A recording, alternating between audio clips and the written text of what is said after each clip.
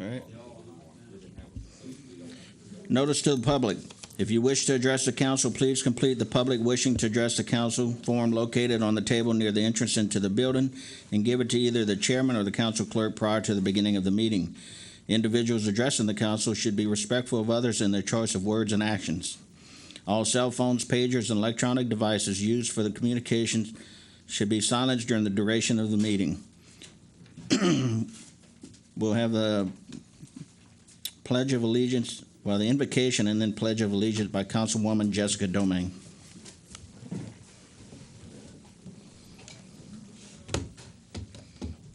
Dear Lord, we are meeting today to conduct matters of business. Guide hearts and minds in the spirits of fairness, right, thought, and speech. Impart your supreme wisdom upon actions so that decisions may reach a successful conclusion. Thank you for being our source of guidance today. Amen. Amen. I pledge allegiance to the flag of the United States of America and to the republic for which it stands, one nation, under God, indivisible, with liberty and justice for all.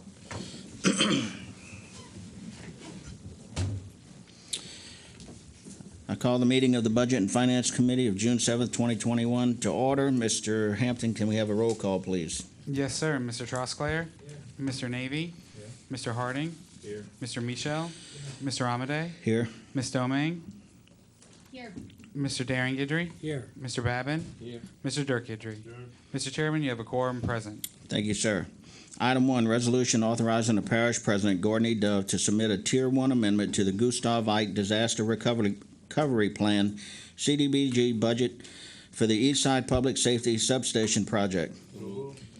Moved by Mr. Dirk Guidry, second by Mr. Danny Babin. See no discussion, all in favor? Aye. Any opposed? Motion carries. Item 2, resolution declaring CPUs, vehicle tablets, and miscellaneous equipment from various departments and divisions having a value of less than $5,000 as surplus and authorizing said items to be disposed of by any legally approved methods. Moved by Mr. Danny Babin, second Mr. Carl Harding. See no discussion, all in favor? Aye. Any opposed? Motion carries. Item 3, resolution concurring with the recommendation of the parish administration approving the state contract purchase and installation of surveillance cameras for the utilities department. So moved. Moved Mr. Danny Babin, second Mr. Darren Guidry. See no discussion, all in favor? Aye. Any opposed? Motion carries. Item 4, resolution authorizing the parish president or the parish manager to execute a contract with WB Company Incorporated for solid waste transportation services and to provide for related matters. So moved. Move Mr. Dirk Guidry, second Mr. Carl Harding. And we have one light, Mr. Michel. Yeah, and I'm just, I have absolutely no problem with this as written, but I just want to ask the question, can the parish manager sign for the government?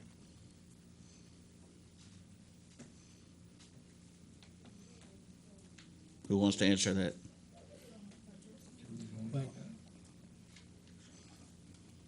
I was out. I didn't hear the question. We're on item number 4 on the agenda, and it says authorizing the parish president or the parish manager to execute a contract with WB Company for solid waste transportation services and to provide for related matters. And my question was, is it okay for the parish manager to sign for such a matter? Yes, in my opinion, yes. Okay, all right. Thank you, sir. Thank you. Seeing no more discussion, all in favor? Aye. Any opposed? Motion carries. John? One abstention, Mr. John Navy. Item 5, resolution concurring with the recommendation of the parish administration to award bid 21 WHSC 24, purchase of 12-inch, 24-inch, and 30-inch new hydraulically driven axial flow stationary emergency pump equipment packages requirements contract to Associated Pump and Supply, LLC. Moved by Mr. Steve Second. Trosclair, second Mr. Darren Guidry. See no discussion, all in favor? Aye. Any opposed? Motion carries. Item 6, resolution concurring with the administration to approve the extension of the current contract with Pelican Waste and Debris for the large refuse containers, recycle bins, recycling compactors, and recycling compactor receivers at the same price as proposed in 2015. Moved by Mr. Gerald Michel, second by Mr. Steve Trosclair. Seeing no discussion, all in favor? Aye. Any opposed? Motion carries. Item 7, introduce an ordinance declaring a 2007 Dodge 1500 truck unit 2139 from Roads and Bridges having a value of $5,400 as surplus and authorizing said item to be disposed of by any legally approved methods, and call a public hearing on Wednesday, June 23rd, 2021 at 6:30 p.m. Moved by Mr. Gerald Michelle. Second. Second, Mr. Darren Guidry. Seeing no discussion, all in favor? Aye. Any opposed? Motion carries. Item 8, introduce ordinances to adopt the 2021 adjusted millage rates for the parish property taxes subject to roll forward provisions, and call a public hearing on said matter on Wednesday, June 23rd, 2021 at 6:30 p.m. Move, Mr. Danny Babin. Second. Second, Mr. Darren Guidry. Seeing Mr. Gerald Michelle. Is this related to the email? Is that one in? Okay. And I was just excited to see the reduction of 1 mil from the health unit And the from- sanitation. Yeah, Yes, that was sir. great. Thank you. Seeing no more discussion, all in favor? Aye. Any opposed? Motion carries. Item 9, introduce an ordinance to adopt millage rates for the tax year 2021 with no roll forward provisions, and call a public hearing on said matter on Wednesday, June 23rd, 2021 at 6:30 p.m. Moved by Mr. Danny Babin, second by Mr. Darren Guidry. Seeing no discussion, all in favor? Aye. Any opposed? Motion carries. Item 10, introduce an ordinance to provide for the incurrence of debt and issuance of not to exceed $6 million aggregate principal amount Parish of Terrebonne, State of Louisiana Public Library Sales Tax Bonds. The bonds prescribe the form, terms, and conditions of the bonds and the security therefore, designate the date, denomination, and place of payment of such bonds, provide for the payment of such bonds in principal and interest, approve and confirm the sale of such bonds, and provide for other matters with respect to the bonds, and call a public hearing on said matter on Wednesday, June 23rd, 2021 at 6:30 p.m. Second. Moved by Mr. Dirk Guidry, seconded by Mr. Darren Guidry. Seeing no discussion, all in favor? Aye. Any opposed? Motion carries. Motion adjourned. Motion adjourned, Mr. Darren Guidry. Second, Mr. Gerald Michelle. All in favor? Aye. Thank you, guys.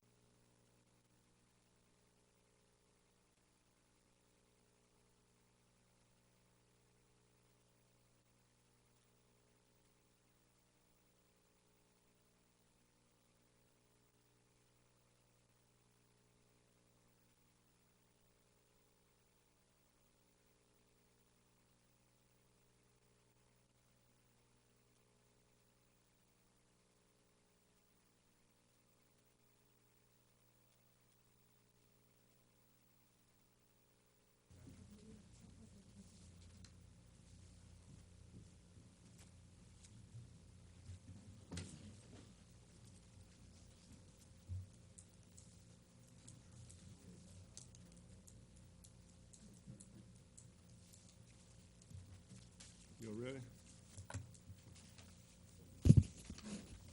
I'd like to call the Public Services Committee meeting of June 7th, 2021 to order.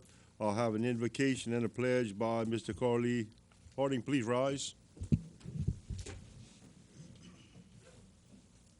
Heavenly Father, as we come humbling ourselves, O God, that knowing that we are just like filthy rags, O God, and without your grace and your mercy, our presence here, O God, would not be as beautiful as it is right now. As we woke up this morning, O God, we woke up to a brand new day that we've never seen before and we'll never see again.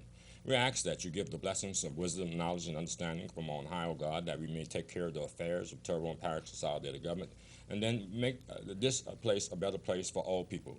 In your darling Son, Jesus' name, we pray. Amen. I pledge allegiance to the flag of the United States of America and to the republic for which it stands, one nation, under God, indivisible, with liberty and justice for all. Thank you, Mr. Harding. Can I have a roll call, please? Yes, sir. Mr. Trosclair, Mr. Navy, Mr. Harding, Here. Mr. Michel, Mr. Amade, Ms. Domingue, Mr. Darren Guidry, Mr. Babin, Mr. Dirk Guidry. Here. Mr. Chairman, you have a quorum present. Thank you. Before we go on, I'd like to recognize our our past Senator Norby Chavert in the audience, and also our school board member, Mr. Roosevelt Thomas. Welcome. Item 1, discussion and update from the Office of Homeland Security and Emergency Preparedness relative to COVID-19 and any other pertinent public information. Mr. Hughes?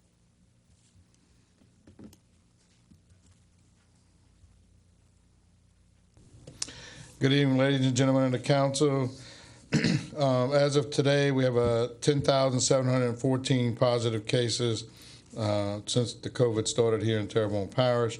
The past 13 days, which was from the previous council meeting, that's a total of 435 cases in the last 2 weeks.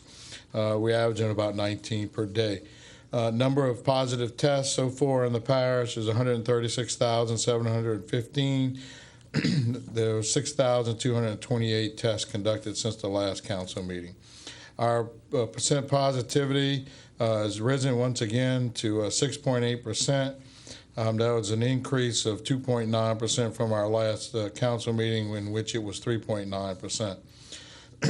The percent positivity last week was 5.5%, and 2 weeks ago it was 5.6%. Number of deaths is 203. We've had 2 deaths since the last council meeting. Number of presumed recovered at this time is 10,158 persons, which leaves 556 positive cases walking around Terrebonne Parish at this time. The last meeting, it was 499 or 500.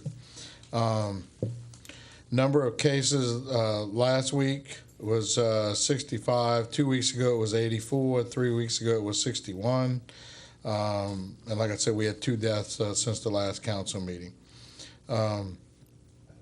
The death statistics, 28 black females, 25 black males, a total of 53 black residents, 0.05% of our total population, 76 white females, 69 white males, total of 145 white residents, which is 0.13% of our population in Terrebonne. Other is 2 females, 3 males, a total of 5. Those are of Hispanic and Asian descent, which is 0.004% of our population. The cases, number of black cases in our parish is 2,395. That's an increase of 48 from the last meeting, which is about 1.2%. Number of white cases, 6,596, an increase of 313 from our last meeting, which is an increase of about 1.96%. Other is 1,034, an increase of 48 from the last meeting, 1.93% increase. Unknown was 373, which was an increase of 14. We do have an increase of cases going on in the parish. As of right now, we rank, 5th out of the state on cases, the case rate per 1,000 in the last 7 days. So we ranked 6 out of 64 parishes of the percent of case, number of cases per 1,000 in the last 7 days. So the community risk of transmission in our parish is high. I would like to say, though, that the transmission of these cases are amongst non-vaccinated residents. And reports from the hospitals indicate that all the admissions in the hospital the last few weeks, well, actually since the vaccine has come out and distributed to the population in January, have been unvaccinated residents that are being hospitalized at this time. So that stress the importance of us going out and making sure, we try to get as many people vaccinated as possible. Talking about vaccinations, we rank right now 33rd out of 64 parishes of having the percentage of vaccinations, which is 25.9%. So almost just above half of the parishes is where we rank throughout Louisiana. The deaths by age, like I've said, we had 2 deaths in the last 2 weeks. And it's not only just 2 deaths, it's 2 more than what we need. And I've been telling a lot of people, those 203 people, I'm sure they wish they had an opportunity to get a vaccine instead of dying from this disease, this virus. Hospitalizations last week averaged about 8 people per day. 2 weeks ago, it was 9.6. 3 weeks ago, it was 4.2.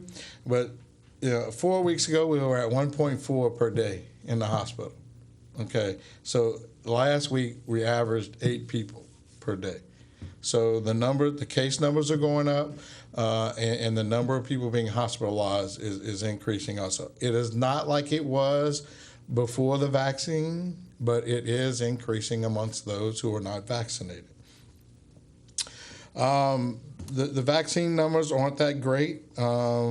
We have a total of 32,527 vaccinations in Terrebonne Parish.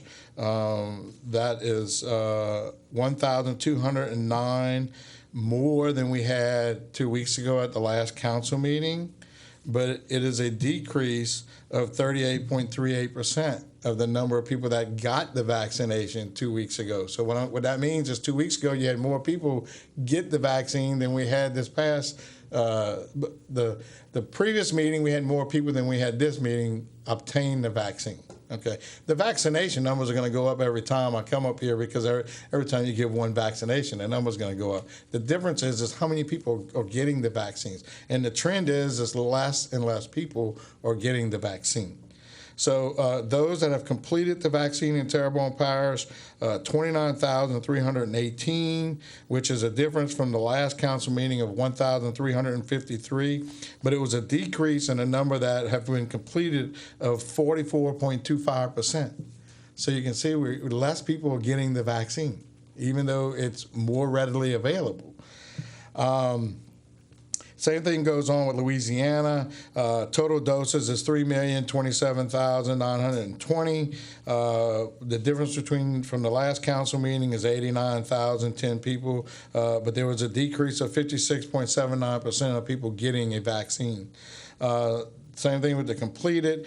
They're completed, which is a lot less than the doses that have been administered. There's only 1,477,339. With the difference between those that completed from the last meeting was 128,108, which is a lesser decrease of those getting completed of 10.38%. Total vaccinated in Louisiana is about 31.5% of our population. I do have some events coming up for vaccines, opportunities for people to get a vaccine. I do want to let our residents know that all the major pharmacies still have vaccines available. Walmart, Sam's, local pharmacies all have vaccines available. I was in Sam's this weekend, and they were coming over the loudspeaker. If anybody would like the vaccine, to please go to the pharmacy. So it is readily available for those who wish to obtain it. We have an event on June the 11th. They're going to an industrial site in Terrebonne Parish. If you own a company or manage a large company in Terrebonne Parish, that you have a lot of employees, if you would like for us to send the Louisiana Department of Health to your place of employment to vaccinate your employees, that is available to be done. We have a large shipyard that's going to be doing it on June the 11th. On June the 12th, there will be vaccinations at the Boundary Road Gymnasium. This is part of the Louisiana Department of Health's Bring Back Louisiana events. They will be given Pfizer and Johnson & Johnson from 10 a.m. to 2 p.m. Once again, that's June the 12th at the Boundary Road Gym. And then also on June 12th, from 11 a.m. to 5 p.m., they will be at the Evergreen Cajun Center. That is a day that they will be having bingo. So the Louisiana Department of Health is thinking outside of the box and trying to find other events to offer this vaccination to make it convenient for people to get it. So once again, that's Saturday, June 12th, 11 a.m. to 5 p.m. at the Evergreen Cajun Center. Pfizer will be available, and also Johnson & Johnson. And then on June the 19th, for the Juneteenth event at the Dumas Auditorium, we will be giving vaccinations from 10 a.m. to 2 p.m. Once again, Pfizer and Johnson & Johnson will be available at those events. Any questions regarding the COVID stuff, information? Mr. Babin? Yeah, Earl, I just want to drive the point home, and if we're not violating any HIPAA rules, the 11 people that are in the hospital right now, none of them had vaccination. That's correct. Unfortunately, the people that died had no vaccinations. That's correct. That's why it's very important for all y'all looking at this out there. You need to go get vaccinated. I mean, it doesn't mean that you're not going to get the disease, but it means that you're 98% sure if you take the Pfizer and the Moderna that you won't be hospitalized and die from the disease. Am I right, Earl? That's correct. You have a lesser chance of dying from the disease or being hospitalized. You know, we were down in the 2s on the positivity rate. Now we're all close to 7 again. It's not good.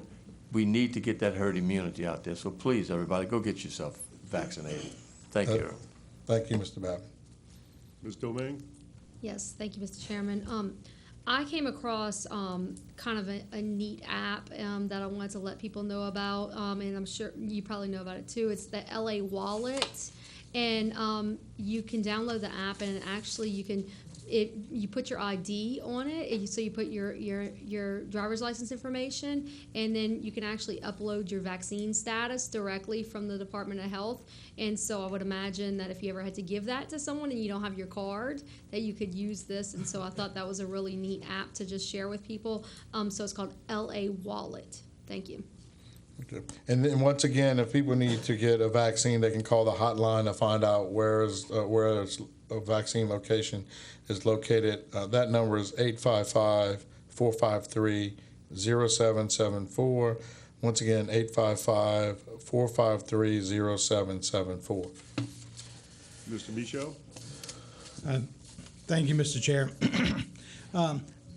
If someone is health compromised, are their physicians, and I know you don't know what their physicians are telling them, but in general, is the CDC saying that they need to be cautious about whether or not they take the vaccination, or is that not the case?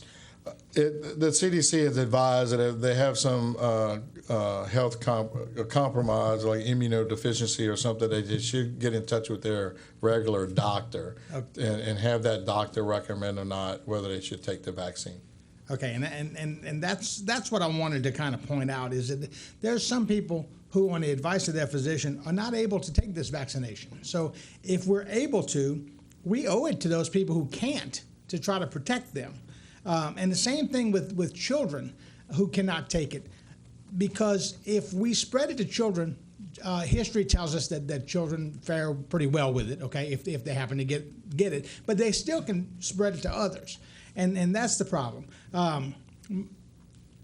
Just a reminder that the Pfizer vaccination is now indicated for anyone 12 and older. Is that correct? the Pfizer is for 12 and older. It's the Johnson & Johnson that can't be given to anyone below 18. Okay, so but the Pfizer one is for 12 and over, and I brought my little boy to get his first dose, okay, and he did fine with it. I brought him to Willowbark, and I just want to thank Willowbark in public because they're not one of the big pharmacies, but they've done an excellent job of helping to immunize many people. Their phone number is 876-5502. And you set an appointment with them because they open these vials and they need a certain number of people so they're not wasting. But that's Willowbark Pharmacy on Bayou Blue Road, and you know they did a wonderful job for us. But the added benefit to getting a child immunized is that when school starts again, if they're exposed to someone who tested positive, they won't have to be quarantined. And so you don't have to worry about having to take 2 weeks off work and staying at home with them. So I just implore on people out here, if you're able to, please get vaccinated and get your children vaccinated if they're 12 and over. Thank you. So, Mr. Michel, what the CDC is advising right now is those that are not vaccinated or cannot take the vaccine, they should continue to practice social distancing. They should continue to wear a mask, and they should continue to do the precautions that were in place for everybody before the vaccine came out. Mr. Hardy? Yes, sir. I got vaccinated.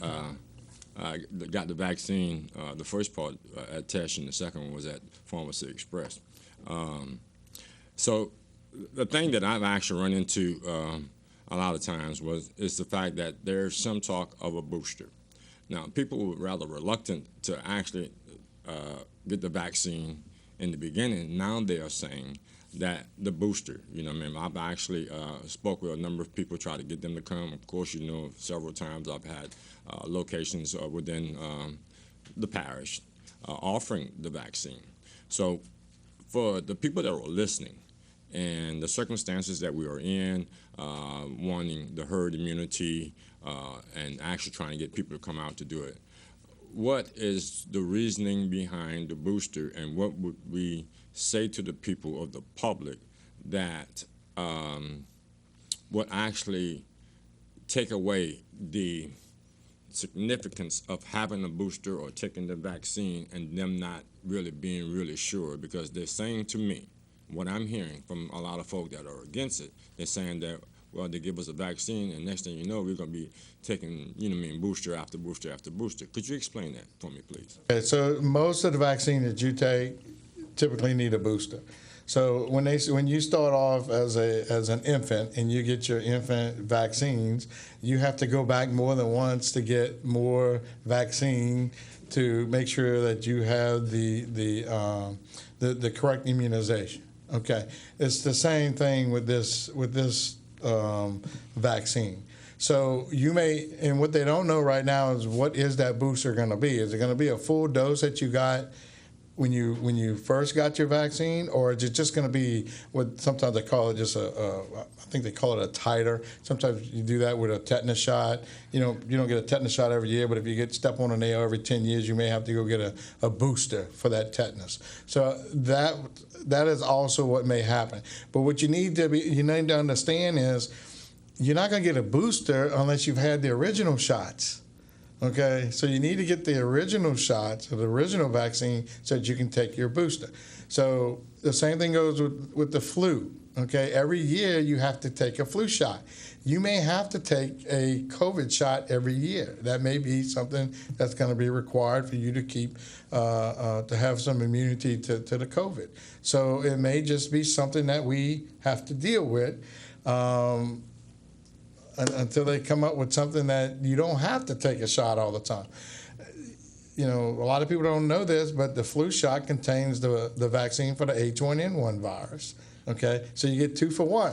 Hopefully, when we go get our our flu shot, maybe we'll get 3 for 1, so that we only have to go get a shot for everything, only 1 shot a year. Yeah, and the research may go on for a little while. Then,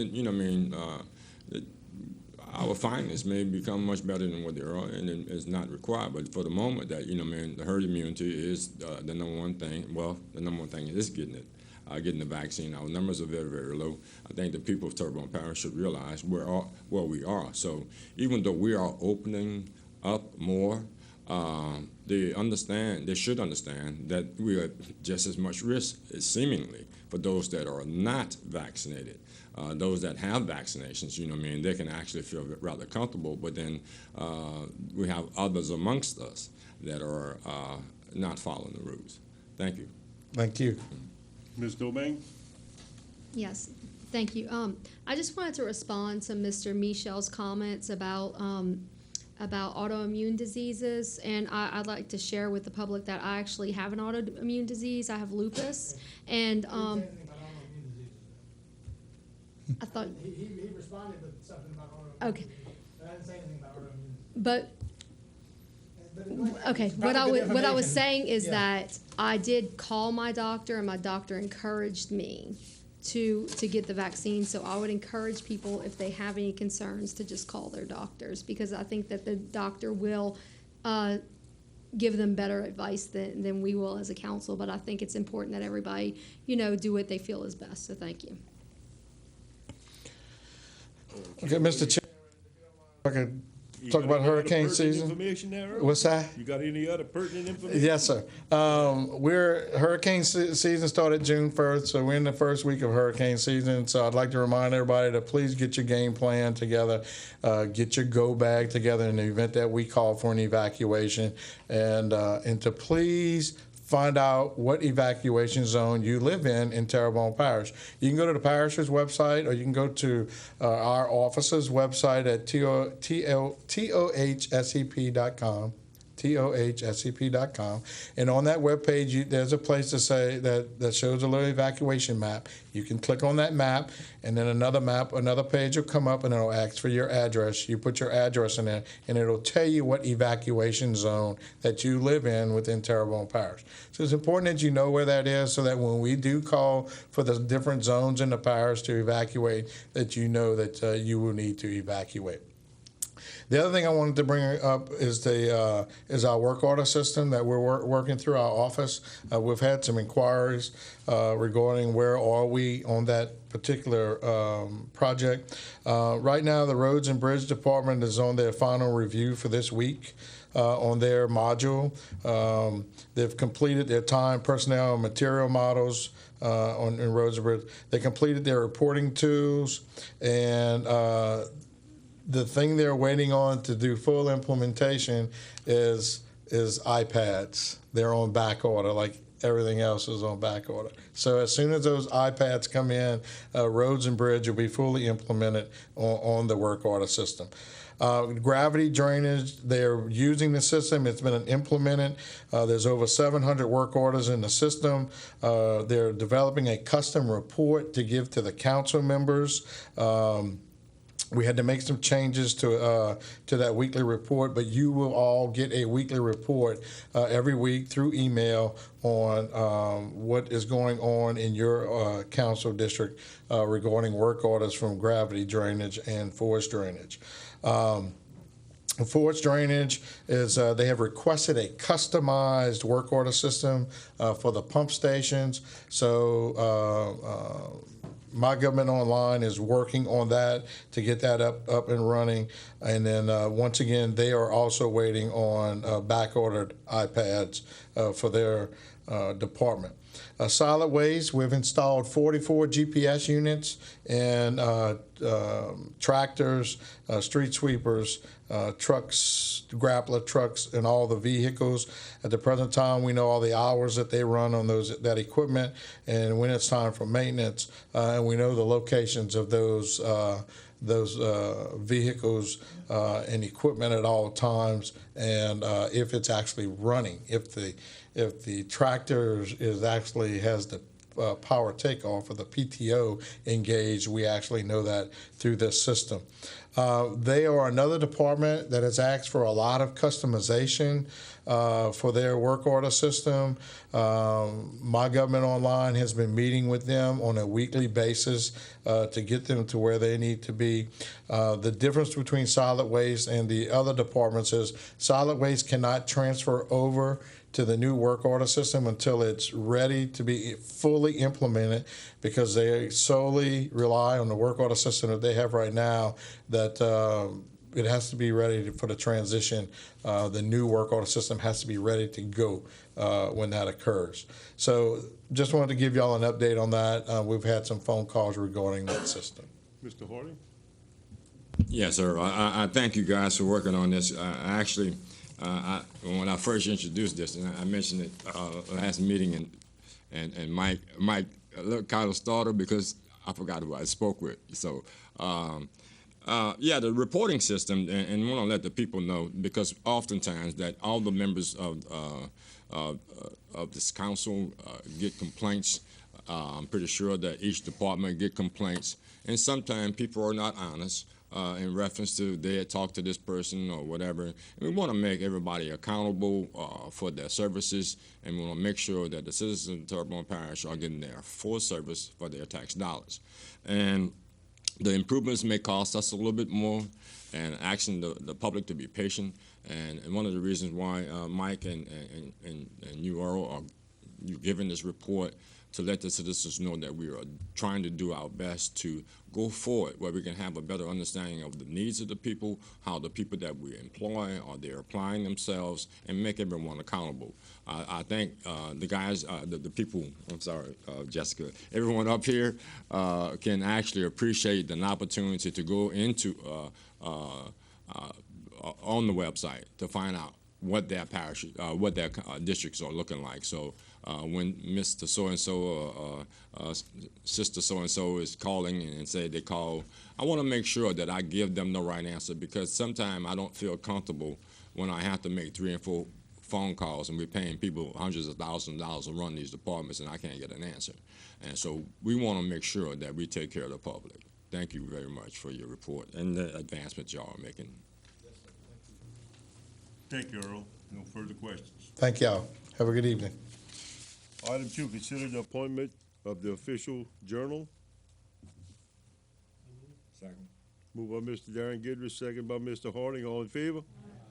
Motion carries. Item 3, resolution certifying compliance with the public bid laws for parish project number 18-DRA-44, Elliott Jones Pump Station Project, CPRA project number TE-159. Moved by Mr. Harding, second by Mr. Darren Gidry. All in favor? Any nays? Motion carries. Item 4, awarding and authorizing the signing of the construction contract for parish project number 18-LOC-44 Elliott Jones Pump Station Project, Terrebonne Parish Consolidated Government, Terrebonne Parish, Louisiana, and authorizing the issuance of notice to proceed. Moved by Mr. Harding, second by Mr. Darren Gidry. I wanted to ask it on the last one, but I'll ask it right here. What is the alternative number 1? I mean, the low price was $9.3, and then there's a base bid and $1.6 million for alternate number 1. Yeah, for Elliott Jones. I think Mike's pulling it up, but I think the alternate 1 was some generators, and alternate 2 was some rakes. Okay, I knew it was. I believe those were the 2. I think that sounds right. If you just give him a second.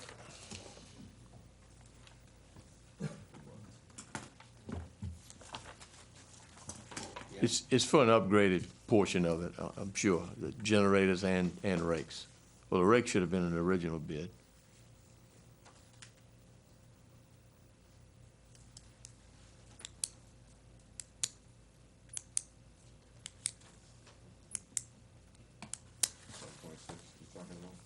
Backup generator and trash rakes. Okay, perfect. Thank you very much. I got a motion and a second. All in favor? Any nays? Motion carries.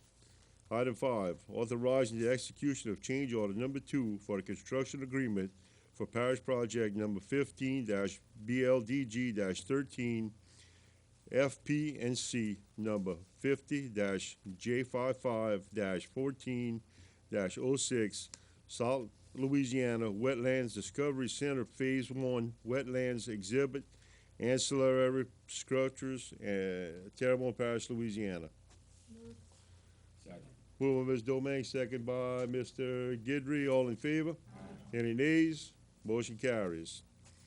Item 6, awarding and authorizing the signing of a construction contract to the firm of Justin J. Reeves, LLC for Parish Project number 15-building-62 FP&C number 50-J55-14-01 La Petite Theater de Terrebonne renovations, Terrebonne Parish, Louisiana, and authorizing the issuance of notice to proceed to commence construction of said project. Second. Moved by Mr. Gerald Michel, second by Ms. Domang. All in favor? Any nays? Motion carries.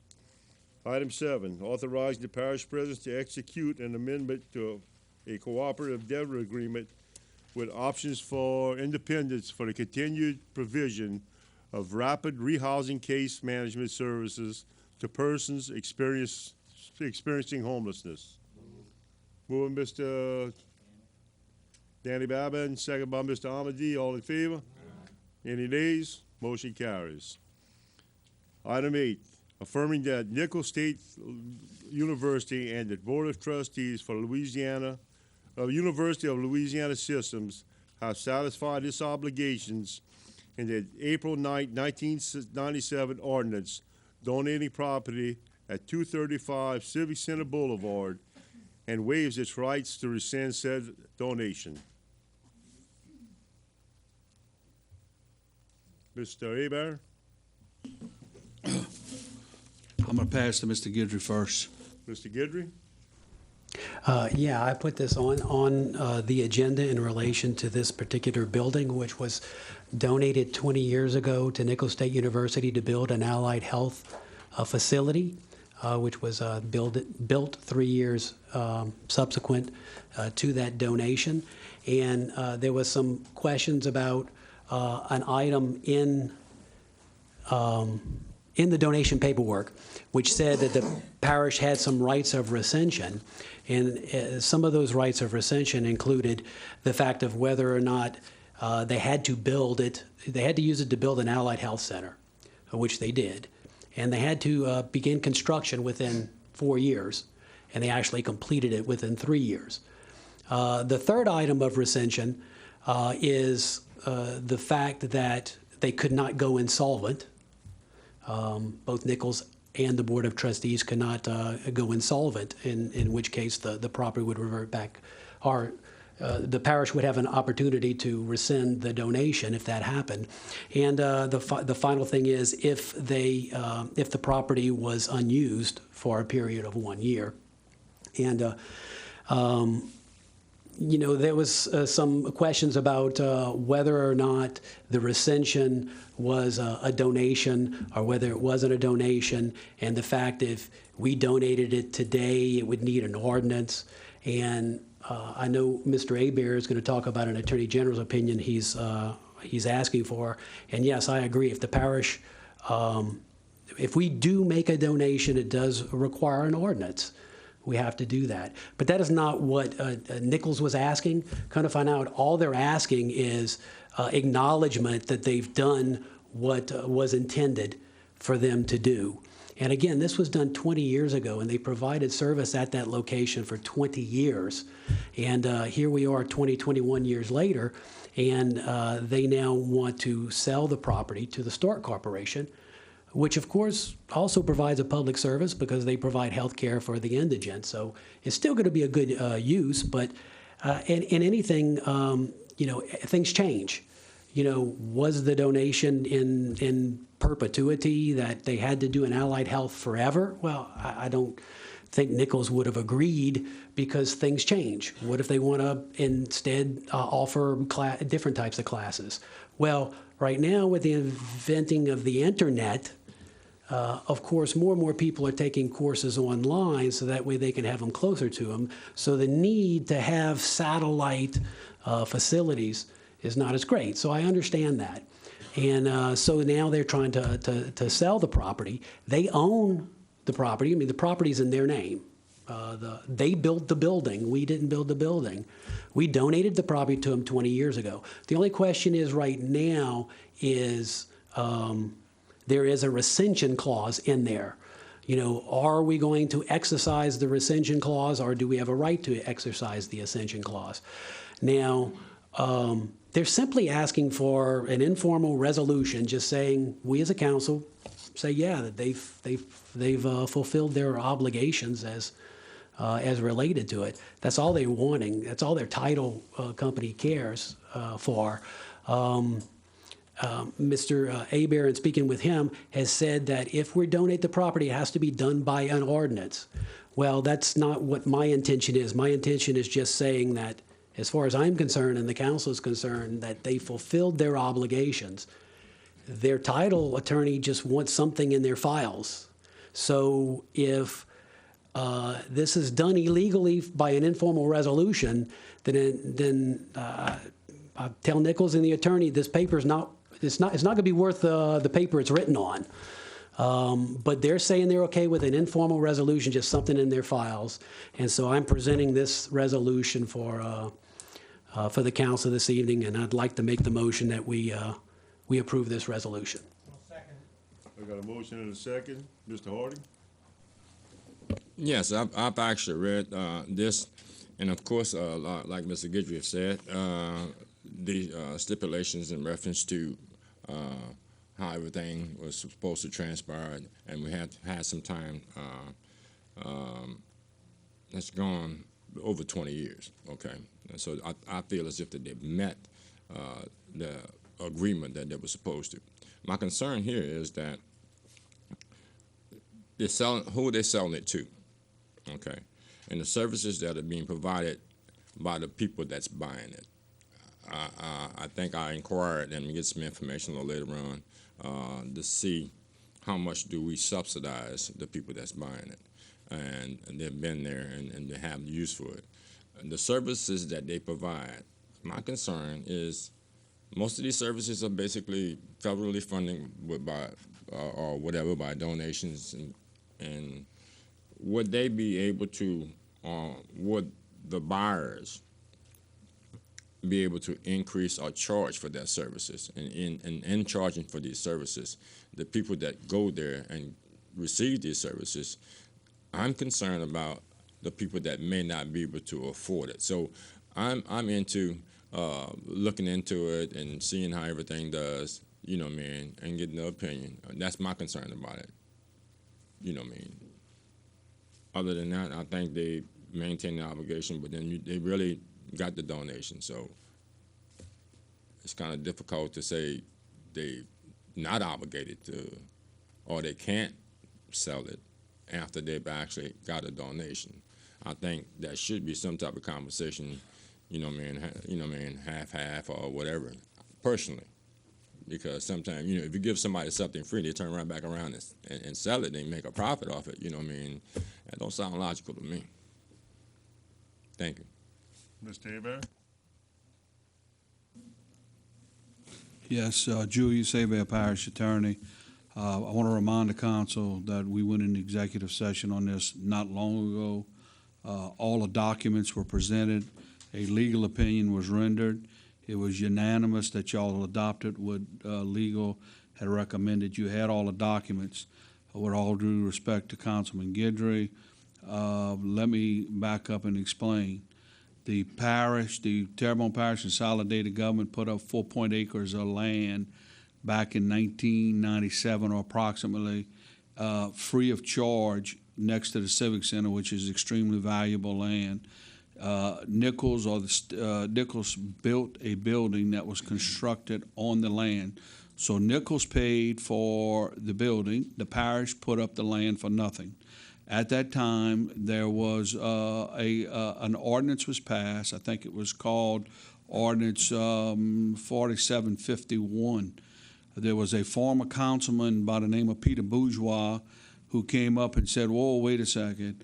You just can't give away parish property, and I think y'all need to put what they call a reversion clause in the act of donation. And the reversion clause was discussed, and that original ordinance was had to be abrogated by subsequent ordinance, which I don't have the numbers in front of me, but I think it was 6592. Once an ordinance is passed, then another ordinance has to get rid of it. It came up, David Norman, as I recall, if the minutes, I don't have the minutes in front of me, but I know it was Dave Norman got up, and it's in the minutes, and said if this property is never, the intent of what we're going to do is if this property is never used for an allied health, for Nichols to use it for teaching, that it automatically revert with no further action, automatically revert back to the Terrebonne Parish Consolidated Government with no further action. That is called a reversion clause. Darren, with all due respect, what you did not say is that the agreement says, or the donation says, is that if it's not used for its intended purpose within 1 year, that it's no longer the donation's being met. As y'all all know, Nichols does no longer have an allied health department operation at that facility. Fletcher was built, Fletcher was built. They had budget cuts and what all that, but they no longer had that allied health department. Enter the Start Corporation. Nichols entered into a lease and has been leasing it, as y'all all know, been leasing that building and leasing it for I forget what it is, but approximately $80,000 to $85,000 a year to the Start Corporation, which is a private nonprofit corporation. There's also another business that's in there, I believe, that I never got completely whether Nichols is leasing it in, but there's another business in there. So the purpose is that is the building being used for its intended purpose? It is my opinion that it's not being used for its intended purposes, which was allied health. Now, the question comes in about abandonment of property. We're not talking about the donation of property. You're talking about, and I cited it to you, is the abandonment of property and abandonment of these rights. In order to kill the ordinance that was passed that donated the property and to abandon it, you need another ordinance. And so this resolution, let me tell you what you're going to accomplish with this resolution. The resolution will only mean they're asking you, it's the same thing they've been asking us from day one. They want us to say that they fulfilled the obligations in that donation, which is I've said from day one, if you don't have a title problem, go do it. Okay, but that's not what they said. With all due respect, I have nothing against Nichols. I'm a Nichols graduate and I like him. I have no problems with Nichols, but it is my duty that when we're dealing with hundreds of thousands of dollars, and we had all these discussions, and I just don't feel the way I've seen it in the research indicates that those clauses. Those reversion clauses says it reverts automatically without us having to do anything once they don't use it for its intended purpose. And so what happens in this case is Nichols walks away with $2,050,000, and the parish would get nothing for its 4 acres of land. So I've rendered my opinion on it, and I told y'all as the legal advisor to the parish that what I thought in discussing the matter with the parish president last week, because it was coming up again, the parish president felt that it's just too much money involved not to seek another opinion on it. So he requested, and he said, Jules, I'm requesting that you go and ship this off to the Attorney General, let them look at it. When we give public property away, there is the Cabela Standard. It's Article 7, Section 14. If you're giving away public property and you're giving away that kind of money, you got to be able to justify it. You got to be getting something in return. And so I agree with him 100%. I said, look, we had this dispute. So what I did last week, I followed his instructions. I put the whole package together.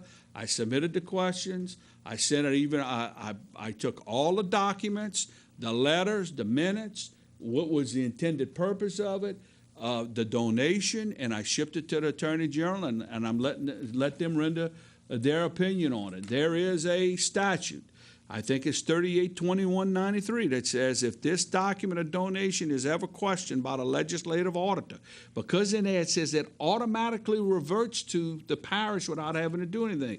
If it would go to the legislative auditor, he's got to ship it to the Attorney General to making a decision on it. So I just short-circuited it, and I said, let it go to the Attorney General. If the Attorney General says that in his opinion that it's okay and everything's been fulfilled, then I think we fulfill our obligations. We can come back. We can pass an ordinance. We can take care of it at that time. So that was the purpose of what I followed the instructions of the parish president, who thought it was in the best interest that we ship it and get an attorney general's opinion. Hopefully that it wouldn't take that long for us to get one. But that's my instructions. Again, as the chief legal advisor, it is my advice to y'all not to pass this resolution. The resolution would send a false message to not only Nichols, but any potential purchaser, which could be the Start Corporation. That the council has waived and said that, oh, you've met your obligations. And that's not going to solve the issue anyway. The issue's got to be passed by an ordinance, in my opinion. And so what I'm saying is that you go tell them, suppose something happens down the line. Remember, the Start Corporation is a private corporation. Once they would take and pass title to them, then the question becomes, and they become a purchaser, suppose down the road they want to sell it, and somebody comes back and checks it. So I'm just, and I don't know who prepared this resolution. I just want to go on record to say I did not prepare the resolution. So I don't know who prepared it, but it didn't come from the legal department, from the Terrebonne Parish Consolidated Government's legal department. So in the way it's written, it's not written, in my opinion, with everything that's in that donation. And it's asking you, whereas Nichols seeks an acknowledgement from the council that it's fulfilled its obligations. And then it's the resolution saying that it goes on, read what the resolution says. It says a little more. Now, therefore, be resolved by the Terrebonne Parish Council on behalf of the Terrebonne Parish Consolidated Government that it affirms Nichols State University and the Board of Trustees for the University of Louisiana system have satisfied its obligations in the 1997 ordinance donating the property at 235 Civic Center Boulevard and waives its right to rescind said donation. And for sure, y'all know a resolution cannot rescind an ordinance because an ordinance is law. And so, I mean, but the conclusion is in here is that you're waiving the right to donation. Another thing is you have a right of first refusal on that property that has never been tendered to the Terrebonne Parish Consolidated Government, and it has to be in writing. Not saying that you would exercise the option, but that is the second part of it, is that even if they did have the right to it, they would have to offer it to you first because they didn't, in the donation, that was not taken out. But the donation clearly says that if it's not being used, that it reverts automatically to the Terrebonne Parish Consolidated Government. And we just have a difference of opinion between the two sides. There's nothing. That's what this is all about. We just got a difference of opinion. And like I said, I submitted everything to y'all in executive session. I gave y'all the legal opinions. We came out. Y'all adopted the opinions of legal counsel. Nothing has changed since that time. And so I am, as your advisor, I'm asking you to not pass this resolution. I'm asking you to defer. I think the parish president, again, said it was on sound grounds to say, hey, we got too much money involved in this. Let the Attorney General have the say-so on it. Let's see what the Attorney General says. Thank you very much. Mr. Bichot? Well, it'd be nice if the parish president was here. We could hear it from him exactly what his opinion is, but he's not. And I'm not a constitutional attorney, but I don't see where we need to have an ordinance for this, because we're not giving a donation. We're rescinding. We are refusing to rescind the donation. The donation was given. It was given by ordinance. And from a common sense standpoint, Nichols took the donation. They built a multi-million-dollar facility on it.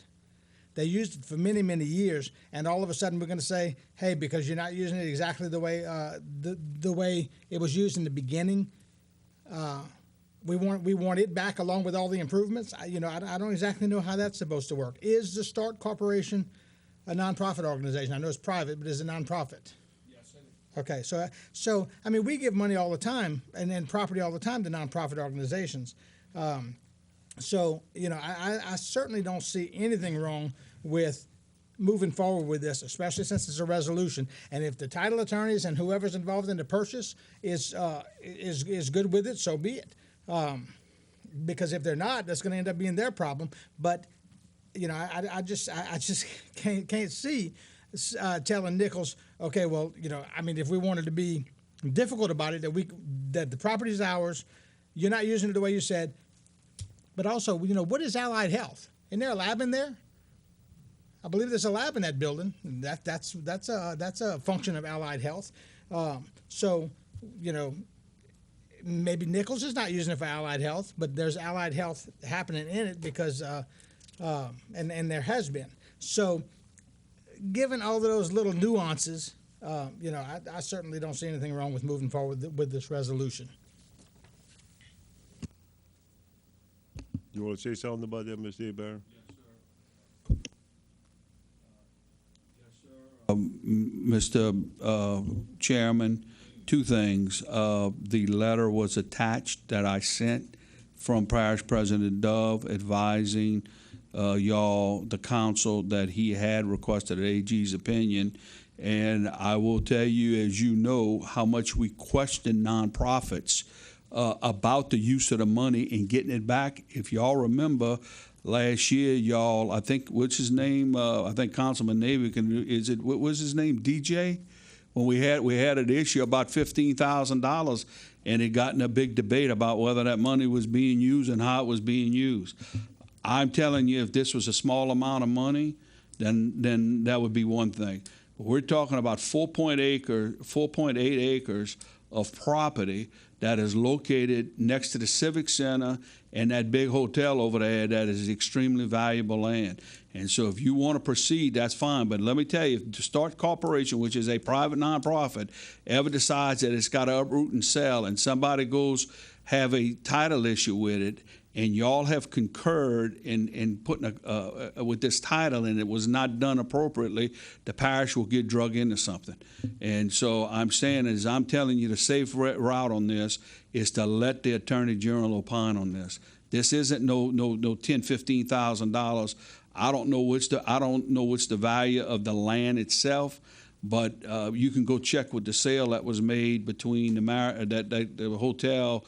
And see how much they paid an acre for that property out there. And I just think the safe bet for the council's protection, the parish's protection, is to let the Attorney General render opinion on it. If he says that he feels that they're right, no hard feelings.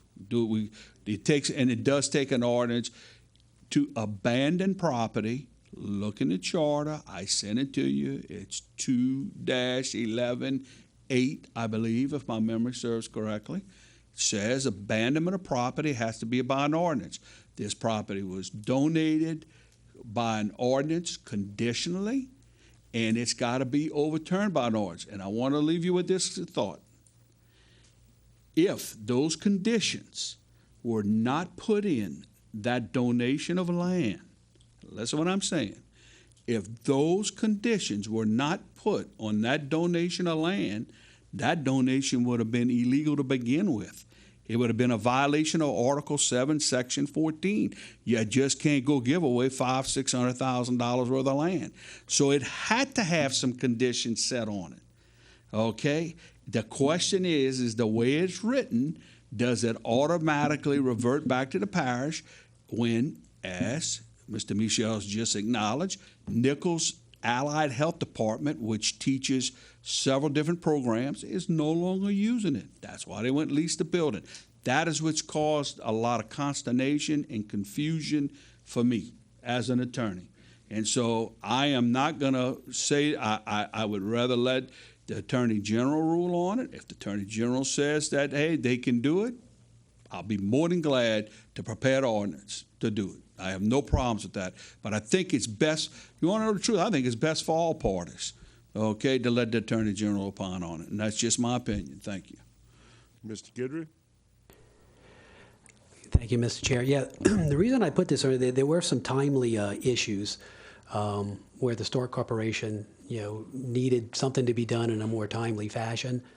And I know Mr. Narby Shaber's in the audience. He represents Nichols on this. Narby, do you want to speak or say a few words, and perhaps you can maybe give us the timeliness of why it's important that this be done sooner rather than later, if you don't mind, Mr. Chairman. Your name and address, Mr. Chabert, for the record?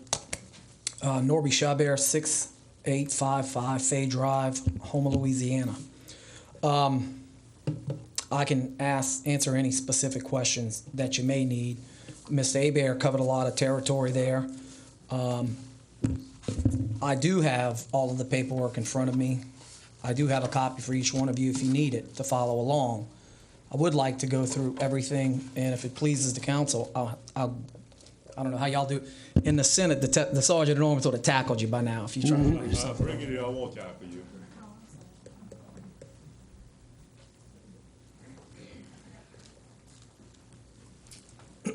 And I've kind of outlined a little bit of a timeline for y'all because I believe context is very, very important in things. I'm looking back on that wall there, and I'm looking at the parish presidents, aside from my good friend Mr. Dove, that were involved in this, and they're all over this timeline. So if you'll humor me, I'll kind of go through it.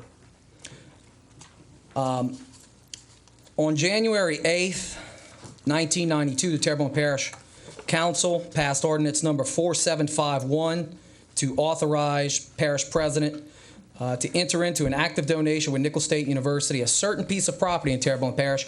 It's important to note that it was not determined at that time which piece of property it would be. It was said to possibly be at the Civic Center site or some other appropriate property as outlined in that ordinance.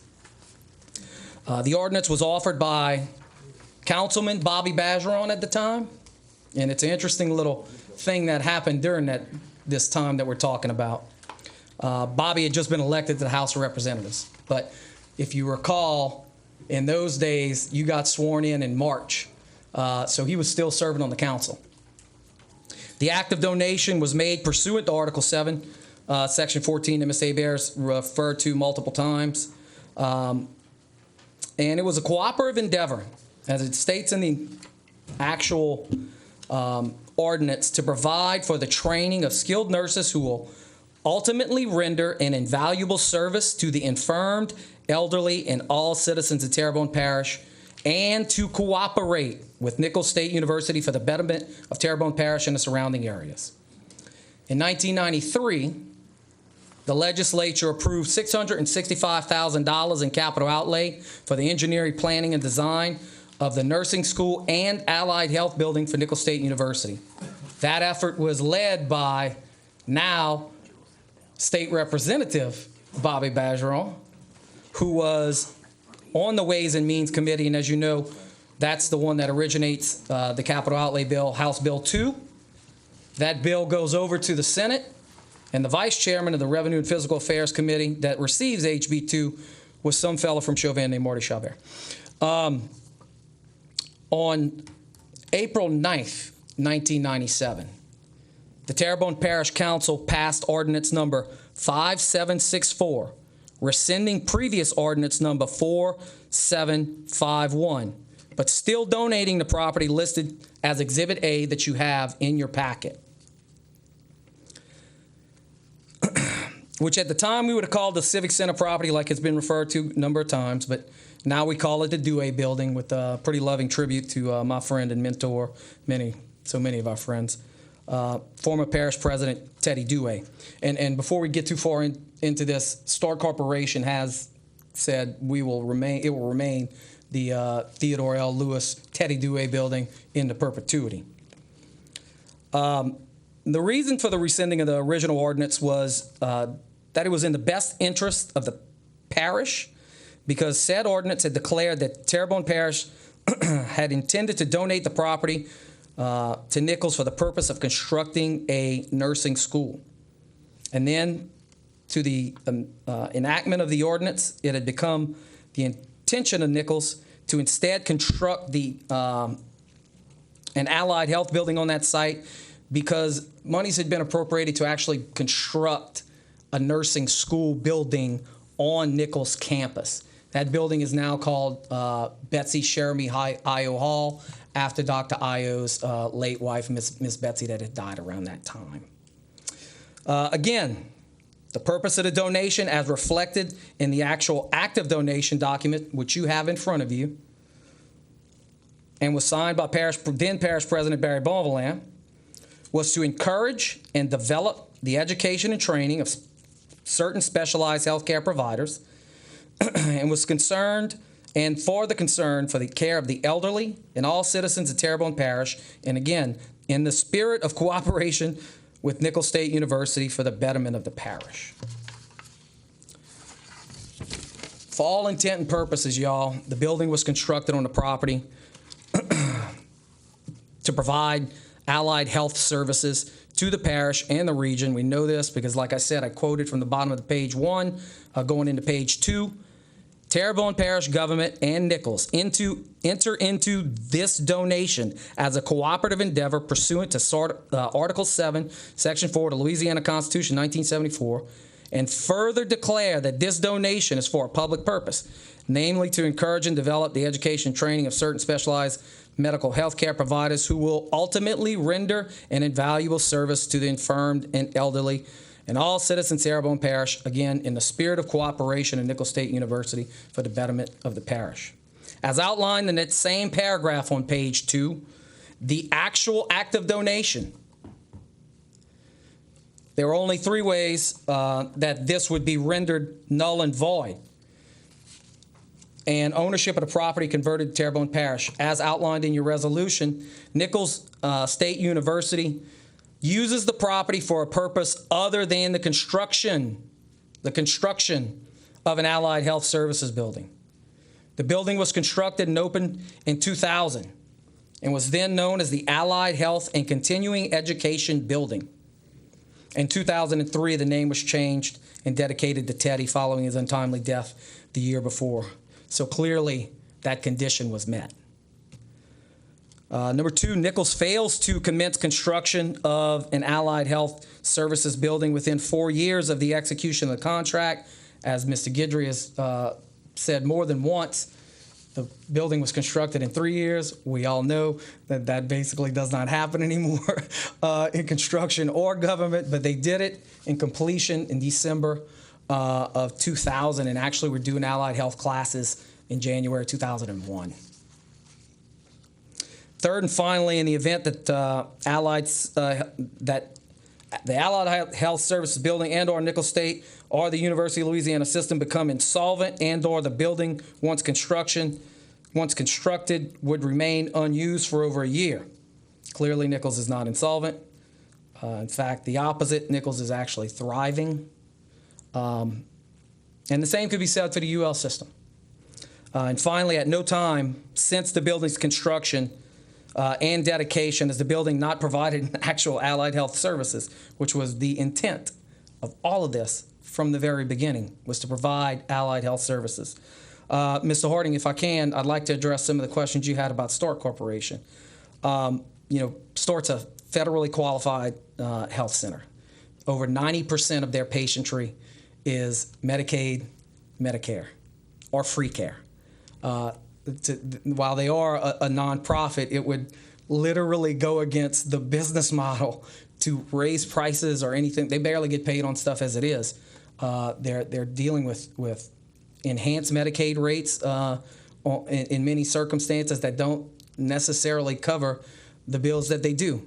They have to rely on grant funding to come and assist in providing the health care to the most poor and indigent folks. And as outlined by what a FQHC is, they have to take care of our veterans. They have to take care of our infirm. They provide behavioral health services. We see it every day. You see it in the running of this government. Mental health services are so critical. They're impacting everything we do. They're our largest mental health care provider in the region. They're quickly becoming the largest behavioral health organization in the state of Louisiana, with operations in Baton Rouge and New Orleans and the North Shore and now in Shreveport. They are choosing to be headquartered in Terrebonne Parish. They are choosing to make this investment in Terrebonne Parish. I don't think that their plans are to move unless they can't buy the building that they're operating in, and with the money that they've been approved to spend, including enhancements that they would like to do to the building. So to put your fears at ease, Star Corporation doesn't want to go anywhere. They want to be here. That's about it on that. I'll answer any question that you may have, but I'm not an attorney, okay? I like to play a lawmaker sometimes back in the day where you listen to attorneys on both sides. Y'all are blessed and lucky, okay? Quite often when you have to go through this stuff, the people arguing on this side of it may not be two attorneys. When we're up there, as Mr. Amede's much smarter half, Representative Amede knows, you get in those committee hearings and it's normally two attorneys, and then the chairman has an attorney, and then if you're a ranking member, you're probably having an attorney, and you may be an attorney. Your colleagues may be an attorney. We get that a lot. One thing I learned about attorneys in general's opinions, and if that's the way y'all want to go for it, okay? Attorney in general opinion takes a very long time to get, even if you beg them, can you do this fast? Probably ain't going to get it for another 6 weeks. We've been asking for this simple acknowledgement that we've met the conditions of the original act of donation since January. Okay, the loan was approved for Start's purchase a year ago. They had been in negotiations for this. They had to pass a bill in the legislature. Representative Zarang handled it. Okay, this isn't something new. This isn't something that we have a whole lot of time on. We're past due. It's been dragging on for a long time. But again, I know that Mr. Hebert has said multiple times, it's just the opinion of the Attorney General. That's all it is. And attorneys often ask for that to support their argument or to torpedo somebody else's argument. But it's just an opinion. I do have the attorney for the University of Louisiana system here, Mr. Brandon DeQueer. I know is written quite often in Mr. Hebert's correspondence to both the Attorney General and to others. His name is Brent DeQueer. It's Brandon DeQueer. He represents all of the University of Louisiana system schools and is very much an expert in this subject matter. So if you need to ask a legal question that I have no doubt will have some disputing, but he's here, and I encourage you to ask him some questions if you so need. But if not, I'm here to answer any questions based on the information that I just gave you. Mr. Harding? I'm so grateful and thank you for coming here and giving explanation. Oftentimes, you know, man, of course, everybody in the right mind know I'm not a lawyer. That makes both of us, Carly. and sometimes it's good to hear both sides. And that was number one. My number one concern is what START. I didn't know what I can say and what I couldn't say. What START provides for. A lot of things that they provide services for a lot of people that are around here. That was my number one concern. I also stated that, you know what I mean, in my reading of it, that, you know what I mean, Nichols did adhere to all the obligations that they actually have. I somewhat agree that the building has not been empty. You know what I mean, some glasses are half full and some are half empty. So I don't know what that term was actually used to be empty, you know what I mean, but services are being provided. So well, you got to remember back in those early days, in the mid-'90s, in the early '90s, it was some tough times around here, you know, and there were a lot of buildings that were unoccupied after construction. And not all of them met these circumstances, but if I recall, they knew that the parish was going to do the Civic Center. They wanted that investment to create a lot of economic development around that area. They didn't want a blighted building. I've talked to just about everybody that's still alive that had to deal with this, just to get, again, that context. Reggie Dupre, that Chabert fellow from down the bay, I talked to him. Talked to Mr. Labatt. You know, that at the end of the day, they didn't want a blighted building should Nichols or somebody go and solve it. And I think that was more than anything just to cover your kind of all bases type of thing. Yeah, and great presentation. I understand Jews represent, gives an opinion and wants an opinion from the Attorney General. And I'm looking at the services. I understand that the possibility if the START Corporation cannot purchase that building, the possibility is, it's been said, to move somewhere else. Of course, we don't know that. We don't want that. we shouldn't want that. My understanding that we actually have here is the fact that we need to move on, but then, how would I say this? I wish it was a more simple way of going about this, in small technicalities in reference to the building. Well, in all due respect to all present parties, this should have been a really, really simple thing. All right, thank you. Nice seeing you again, too. Pleasure was mine. Mr. Hebert? Let me just address a couple of things. Number one, this is a sale that Nichols wants to make to a private nonprofit. Nichols went to the legislature and asked that it be declared as surplus property, basically, to sell. The Start Corporation is under a lease. The Start Corporation is going nowhere. They're under the years of a lease. So the issue is not, we all want the Start Corporation to stay. I don't think nobody saying about the Start Corporation. The issue is who gets the money from the sale of the proceeds. Now, I went back and looked at all of the records, and the only records that you can rely upon are official government records. And those records are the minutes of the meeting, and I cite back to Councilman Peter Bourgeois. He was not a councilman at the time. Okay, former Councilman Peter Bourgeois, who obviously knew what he was talking about. I wish he was living today. Yeah, me both. Excuse me, Mr. Javert. I'm sorry, I had to clear my throat. All right. I wish he was living, but he's not. That's what's in the meetings, and what I don't have the minutes with me. I do. But what Mr. Norman said, Dave Norman said, when he went and had to revoke the ordinance. Remember, the original ordinance was for a donation. They had to revoke that ordinance, and they revoked it. Okay, and they revoked it, and Mr. Norman said in there he was revoking it. The intent is that if it ever was not used for its intended purpose, that the property would come back to the Terrebonne Parish consolidated government. Yes, if this was so simple, nobody would be here asking you to waive this. And I've said it since day one. If they were so right and I was so wrong, they wouldn't have to come and trample over my back and come ask you. Now, you can do one of two things. You can either follow my advice or you can follow Norman's advice. That's your call. I'm saying is that I believe the parish president's instructions were correct, is that I believe because of the amount of money involved, is to let the Attorney General render its an opinion. If it takes 5 or 6 weeks, that's not a long time. That protects us, the Terrebonne Parish Consolidated Government. If they say that they're right, guess what? We'll come here, we'll pass the ordinance, and they're well on their way. If they're wrong, then they are going to have to honor what the Attorney General says. I would presume they would do the same thing. That's why I'm saying send it to the Attorney General. Let them make a decision on it. It's my job, again, is to advise y'all and to protect the Terrebonne Parish Consolidated Government. I think you should follow my advice. If you don't want to follow my advice, that's fine also with me.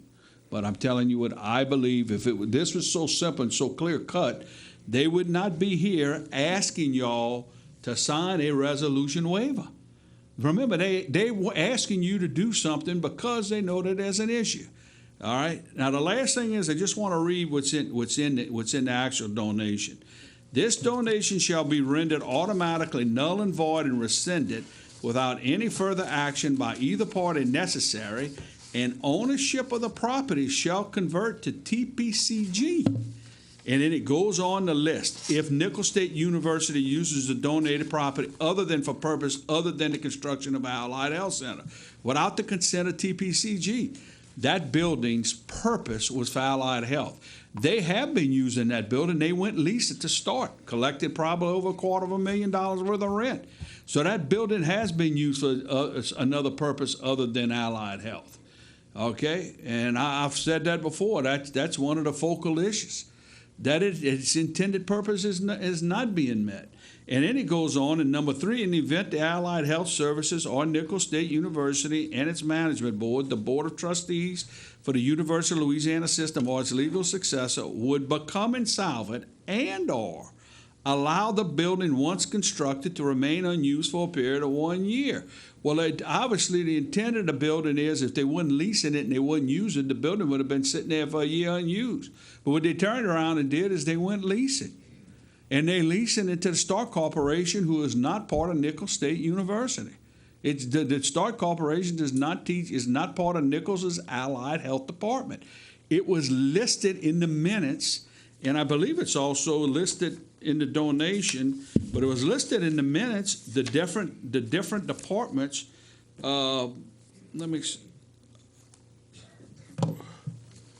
The different departments that were going to be, that it was going to be used for. And so that's what I'm saying. If this was so simple. Mr. Abear, if I may, 5764, paragraph 4, cites the training aspects that you're referring to. However, according to state law, it's illegal for a parish to actually dictate to a university what they can teach. No, nobody's asking. The parish has never dictated what it can teach. The parish is saying that we gave this. Parish is saying, Nichols, you told us that you were going to use this building in our land to provide allied health services in your department, and you're going to teach. I don't have my glasses with me, so I'm having to look at this, but here it is. It says, whereas the Terrebonne Parish Council of the Terrebonne Parish Consolidated Government finds that the construction of a building for an allied health services program will be for a public purpose and will house cardiopulmonary care science program, the advanced respiratory therapy program, the emergency medical services paramedic program, and the xenotechnological programs. So those particular programs are not being taught at that school. They're being taught at other places. They're being taught, I believe, at Fletcher and at Nichols. Okay, when they had the budget cuts a few years ago, they cut back. That's fine. What I'm saying is, if this was so simple, they wouldn't be here tonight asking you to sign a waiver. And the reason why they want a waiver signed is because of the title issues. I know what's going on. Now, it's just not done. It's not, in my opinion, it's not done according to the way our charter says we got to abandon property. To kill another ordinance, you got to pass another ordinance, and we have to abandon the right. In order for y'all to give away $500,000 worth of land, you got to be able to justify it, okay? According to what the intent of the donation was. And like I said, that's just my opinion. I think the simple action for all parties involved would be to let the Attorney General opine. If the Attorney General says, hey, they've done it all and they met all their obligations, we're finished. We're finished. May I point out on the actual act of donation on page 1, Mr. Abear is weaving a tale that kind of takes bits and pieces of things for a narrative. Excuse me, Mr. Abear. Under C attachment Exhibit A that identifies the property, right there it says, to have and hold said property under the said donee forever without warranty whatsoever, but with full substitution and subjugation of all the donors, that would be the parish, rights and into this property. That's in the act of donation agreed to by this parish, signed off by every legal person that was a part of this.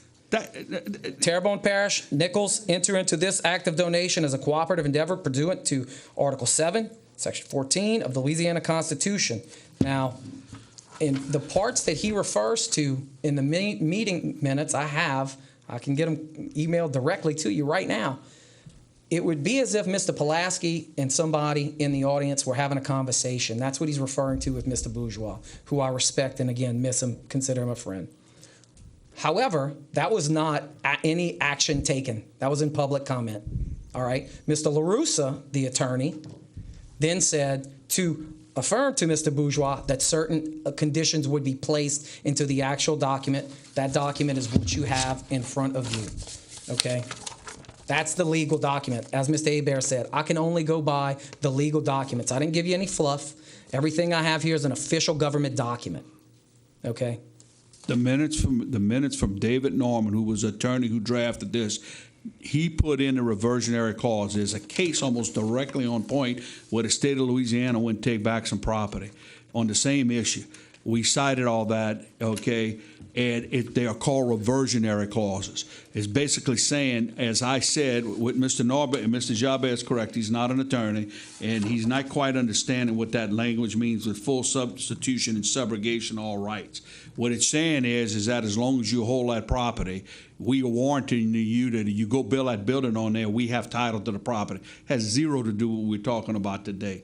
What I'm trying to tell you is that, yes, it does cite Article 7, Section 14 of the 1974 Constitution. And what I said, and I've explained this to Darren, and I'm explaining to you. Without these conditions placed in here, the property would have had to been sold to Nichols. The parish couldn't have given away that property. We do this all the time up here. So what I'm saying is the property, without the charges and the conditions being placed, the parish would have had to actually sold that land to Nichols. So the way the parish justified it was, well, look, Nichols, you're going to be there and you're going to be operating a university and you're going to be teaching classes there. And as long as you're doing it, we'll honor it. Does not say that. Okay? This would have been simple if to meet what he wanted or what they want. This is the way it would have had to have been written. It would have said, hey, once you take it and use it, if you use it after that, you can go do whatever you want with it. But that's not what the conditions were written. That's not what Mr. Norman advised the council back then when they came and revoked the prior ordinance. Mr. Norman said, we're going to make sure that this has this reversionary clause, and if it's not used for its intended purpose, it will revert back. And that's what Peter Bourgeois, who obviously had a lot of knowledge in government, was concerned with, because he knew they had not paid anything for it. So what I'm saying is that what are they doing up here arguing with y'all with my client? Okay, I advise y'all. I'm saying is I'm giving them a compromise. I'm giving them a way out. Go to the Attorney General. They can go and present their case to the Attorney General. If the Attorney General says that in his opinion, I'm wrong, no hard feelings. That covers us all, okay? But I'm telling you, this resolution is not right, and could potentially cause some title issues, okay? This is what we're really here for, is about this resolution. It's not done orderly, it's not done properly, and it's not done legal. And that's my opinion, and like I said, that's why I shipped it to the Attorney, or Gardy told me, Jules, go let the Attorney General make the decision on it. So. Mr. Trosclair? Thank you, Mr. Chairman. Jules, if in the original ordinance, as you read it, it said that it automatically reverts back to the parish if it's not used for its intended purpose. Why are we here? If that's what I'm saying, why are we having a discussion? You read it, and if we take it for that value, why are we even having a discussion? I don't, Mr. Trosclair, I don't know. I mean, as far as I'm concerned, this is Terrebonne Parish's property.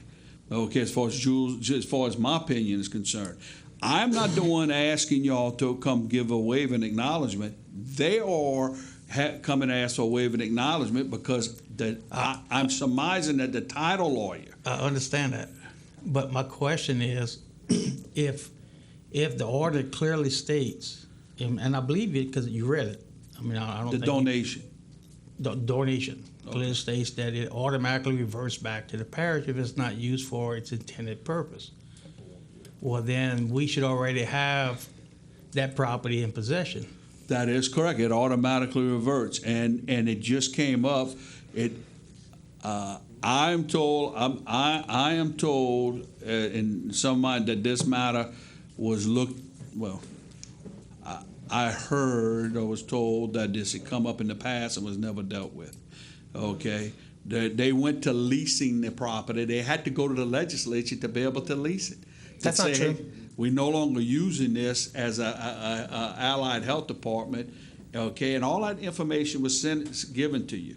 So what I'm saying is that was given to you, and they had to go tell them to legislature, hey, we're not using them more, but we'd like to lease it, and we want to make money from it. And I agree with you. That's why they're here asking you to try and waive this stuff, and it can't be done by a resolution. The reason why the 1 year, Mr. Gidder, the reason why they had the 1 year in there is that they gave them 1 year to, in other words, let's say they may have not used it for a month, but then they reverted back to it. So I'm presuming that when they wrote it, when Mr. Norman wrote it, he gave them a year that if it went beyond a year that you're not going to use it for its intended purpose, then it reverts back. That's the way I interpret it. They gave them up to a year. Obviously, it has been more than a year because that they have not used it because they went to the legislature and said, let me lease it. We're not using it anymore as an allied health department. And so That's inaccurate. well, That's completely inaccurate. Why didn't we take the building back? Now they only have this bringing up now that Nichols wants the building. If Nichols don't want the building. Nichols wants to sell it. Sell a building. If we didn't have nobody in there, if Nichols wasn't in that building for a year with Allied Health, why didn't we take that building back? Well, first of all, that's with the parish. If you notice in there, Mr. Guidry, it says in number 1 that Nichols was supposed to come get the written consent of the parish to use it for any purpose other than its intended purpose, and they never came to the parish and asked the parish if they could lease it. They did it on their own. Now, as I'm told in my investigation of this, when I spoke to somebody, is that supposedly the parish may have had some knowledge and just didn't address it at that time. But that is complete and utter, that is complete and utter speculation. Hearsay, he's going to submit hearsay to this council. No, but we're not in a courtroom, and you're not an attorney. Let's stop all that. I'm trying to answer his question. You are. Okay, what I'm trying to explain to you is Mr. Guidry, is that the donation itself required the written permission of the Terrebonne Parish Consolidated Government to use it to do something without its other intended purpose. That is not what the act of donation says. It's right in front of you. If you read it. Okay, Norby. Excuse me. Mr. Guidry? Yes, and, I did speak to the title attorney. I've, in my business, have dealt with many attorneys, been in court multiple times on various issues. Fortunate to say I've won every court case I've had. Even went to the appeals court. Look at Guidry Group versus Michael Starr. I understand how attorneys work. And if a title attorney wants some piece of paper in a file, it's not because that title attorney says you have a claim to the piece of property. What the title attorney's saying is people can sue for anything. If I get this little piece of paper, maybe it'll stop somebody from suing me. Not that somebody will win, but people can sue me for anything. If I got this little piece of paper, then maybe they won't sue. And if they do sue, I can use this little piece of paper to go to a judge and say, Judge, just throw it out, because I get how attorneys do. So I'm not saying the title attorney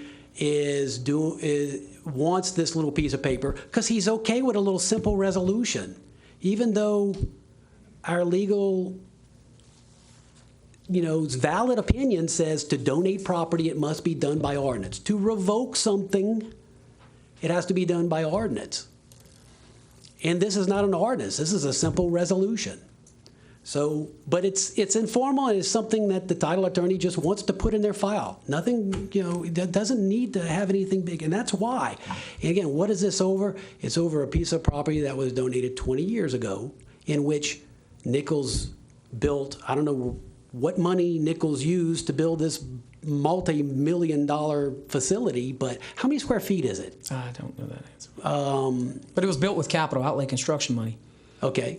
So it was built with state dollars. Mm-hmm. And if I remember right. For a public purpose. Education in that building went on until in-person learning was halted because of COVID. Okay, to suggest that Nichols was not educating in that building, again, is patently false, okay, and misleading. How long, and again, I'm going to go back to context, because context is very important. It's not important to attorneys who go by the letter of the law, but to policymakers like I was, like you are, decision makers, like Mr. Dove is, okay? People have to worry about what folks are going to say at the ballot box, because I know at the end of the day it's what we're all worried about, right? Right. The educational aspect in healthcare was changing so quickly in the mid to late 90s that the new construction of a healthcare facility on campus changed things. Nichols still taught nursing at Dewey. Fletcher did not Fletcher wasn't even accredited to give a nursing degree until the late 2000s, so after Katrina.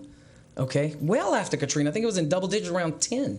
Okay, but I'll get that information for you, and it won't be hearsay, and it won't be happenstance. You're going to get it directly from Fletcher if need be. All right, but Nichols continued to do training there. But let's get back to what the real point of this was: to train the future nurses and healthcare givers to provide service to this parish. Okay, there was a charity hospital system back in those days. There really isn't anymore, right? It's changed. Healthcare has changed. Now FQHCs are proliferating because even hospitals like Chabert can't take on 90% indigent patient care. So the over 2,700 nurses that have been trained by Nichols State, not Nichols State and Fletcher, because now they're both doing it, since 1997, okay? 2,700 that are all more or less practicing still, proudly we say this, in this Bayou region. They are providing the services that those parish councils and that parish leadership decided that that's why we're going to donate this property so that we can get this done, and that we aren't going to Delgado Charity in New Orleans to have our nurses trained. You know, now I can understand the parish donating a piece of property and then economic development occurs around it, and the property's more valuable than they wanted, you know, or it was when they originally donated it. And even though the person they donated to for the last 20 some odd years has done everything legally that they said that they were going to do, that government would want to fill its coffers with a little bit of their thing. But I encourage you, be that leader that goes back and looks at the original intent that's said over and over in Ordinance Number 1, Ordinance Number 2, and the actual act of donation. A spirit of cooperation for the betterment of this parish and the Bayou region. Well, like I said, the title attorney wanted an informal, was okay with just a little informal letter. That's what this is. But understand, administrations ask for an attorney general's opinion. When that comes in, if the attorney general says what we did cannot be done by resolution, that's going to be sent to the title attorney. Yeah. So the title attorney is going to know right in 6 weeks whether or not a little piece of paper is invalid or not. Well, it would be the attorney general's opinion. Opinion, exactly. Thank you, Mr. Chairman. With all due respect to Mr. Guidry, that number one, the title attorney is not here tonight. Yeah, go ahead. Turn his mic on, Sir. please. Go ahead. With all due respect to Mr. Guidry, the title attorney is not here tonight. Number two, I don't know what the title attorney wants, but this is the problem. If the title attorney, if you pass this and they go ahead and pass that sale, and it turns out that there's not good title to it, y'all have consented and joined in something that was not appropriate. It was an illegal act. Now, something was said about lawyers and about the spirit of the law. That is correct. We are a government of laws, not men. Okay, we're a government of laws and not men. And the law is what interprets this.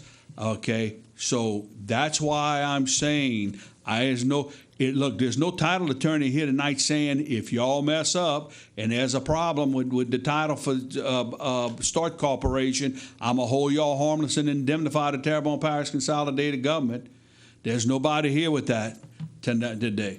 This automatic reversion clause is too strong, and it says that it automatically reverts back to the Terrebonne Parish Consolidated Government.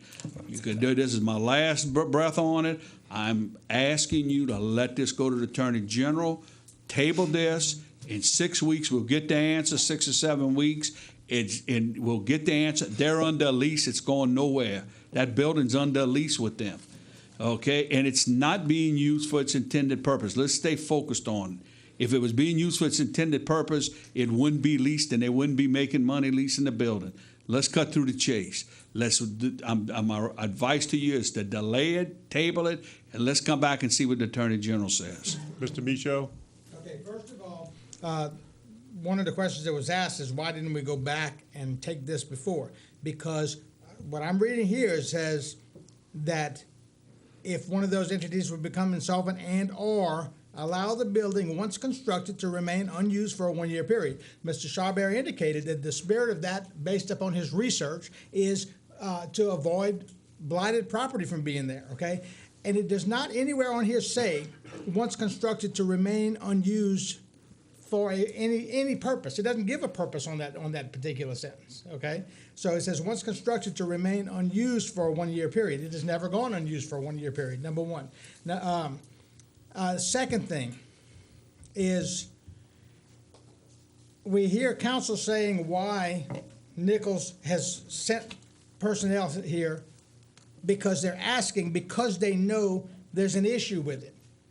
Maybe they've come here because they know that there's not an issue with it, that the parish president's attorney is making, and it's not an issue, okay?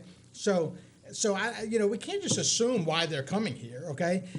Secondly, we have an attorney who is well-educated, and he knows what he's talking about, and he's giving you his opinion. There's another attorney back here who probably is more educated in these matters, who, if we ask him to come up, will give his opinion. If we send it to the Attorney General, who is just another attorney, he's going to give us his opinion. He can't make a decision for us. Just because the Attorney General says something is right or not right, it doesn't mean that he's correct. We're just asking for another opinion. And the 6 or 7 weeks, based upon what Mr. Shawberry is saying, they've been asking for this since January, and they still haven't gotten an Attorney General's opinion back. Is that correct, sir? We did not ask for an Attorney General's opinion. We've been asking for this little piece of paper saying that we met the obligations of the donation since January. So, this is a resolution. I don't see any problem with it. I've seconded the motion, and now I'm calling for the question. Mr. Babin? It's been at least 3 months that we went in executive session. You were finished? I'm sorry, Joe. I apologize, Mr. Babin, but I did call for the question. I don't know if we can continue to discuss it. I didn't know you had your light on, sir. Pull it back then. Okay, I'll withdraw it. All right, thank you. Okay. Mr. Babin? Simple, all right. It's been at least 3 months since we've gone into executive session. And I'm not going to divulge anything from executive session. But there has not been negotiations between Terrebonne Parish Consolidated Government and the Start Corporation and Nichols in that time to come to some resolution where it would not have gotten here tonight? Yes. I'm asking legal that question, yes. Yes, Mr. Babin, yes, as you know, I followed the instruction, y'all, and I know what was said back there in executive session. Okay, and I followed this, and it was unanimous back there. Okay, and I'm not disputing that. I'm asking if we had negotiations. Yes, we did. Yes, we went back to and them. we met an impasse. Is what you're saying? Yeah, we did go back to them, and we asked them. I followed the instructions, and I asked them to make us some sort of offer on it monetarily. And we're at an impasse. They did not want to do it. Okay. In fact, somebody had brought up something about a certain sum of money, and I even went back and I brought that up to them, and they said, "Oh no, we were just throwing that out." So I followed the instructions of the council, which was unanimous that night, and now it seems like something's wrong. And I'm just I did try. I went back and tried to work it out, and there's the impasse. So again, you can't listen to Nichols' attorney. You got to listen to me. And the reason why I said go to the Attorney General is because the Attorney General doesn't have an axe to grind in this. Okay, I said just go get it, let the Attorney General opine on it. If I'm wrong, I'm wrong. If he agrees with them, that's fine. There's no hard feelings. It's just your protection. Okay, it's your protection. It is clear from the minutes, and it's clear from the donation, and it's clear from the law. The intended purpose was for Allied Health, and it has not been used for Allied Health. Mr. Abad, no disrespect intended. You said that a number of times tonight. All I asked is, do we have negotiations? And you telling me yes, and we've reached an impasse, and that's why they're here tonight. Okay. Well, it seems to me that everything we've been coming up here with lately, we got to get an Attorney General's opinion on. And I'm not saying that's not a proper way to do things, but I don't remember the past everything having to go to the Attorney General. And again, as Mr. Michel said, that's just another opinion. I just find it very difficult to believe that over a 3-month period, we could not have resolved this. without getting to where we are tonight, okay? Mr. Chabot, I'd like to hear your answer, and then I'll give up my And again, line. Mr. DeQuire, as Mr. Michel pointed out, is here, who's a party to those, I'm gonna do my air quotes, negotiations. This was never a negotiation. The only person trying to get money out of this transaction was Mr. Hebert on behalf of the parish, okay? This was a transaction between a nonprofit that's doing business for indigent care in the realm of allied health, every day, all day, 24/7, 365, okay? And your local university, all right, who is in no position. They are in budget deficit every single year. Nothing's changed, okay? Nothing's changed. The university is still underfunded. Any money that they derive from this sale, they're not going to build the Taj Mahal. It's going to refurbish buildings, paint classrooms, fix air conditions, okay? For the students from Terrebonne and Lafourche Parish that go to school there, right? But if you want to, if the government coffers are so depleted that they need to come get their piece off a donation that they gave to them 30 years ago, then let's go to court then. If no one wants to do that, Mr. Hebert, for some reason, keeps saying that like we're coming from a nefarious posture that we really need this piece of paper. Our attorney said, go for it.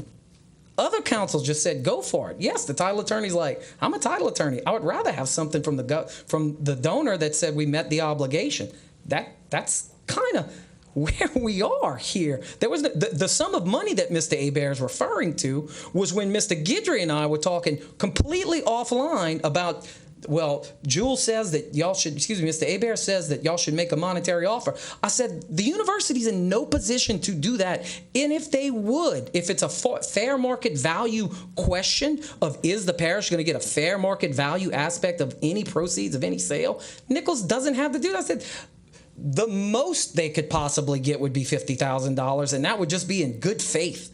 But anything that wouldn't resolve your fair market value issue, would it now? No. So at no time was that number even really discussed as a serious offer from the university. And mind you, I am not in a position to even do that. But everything that we did has been in discussion with Mr. DeQuire, the state of Louisiana, and the leaders at Nichols State.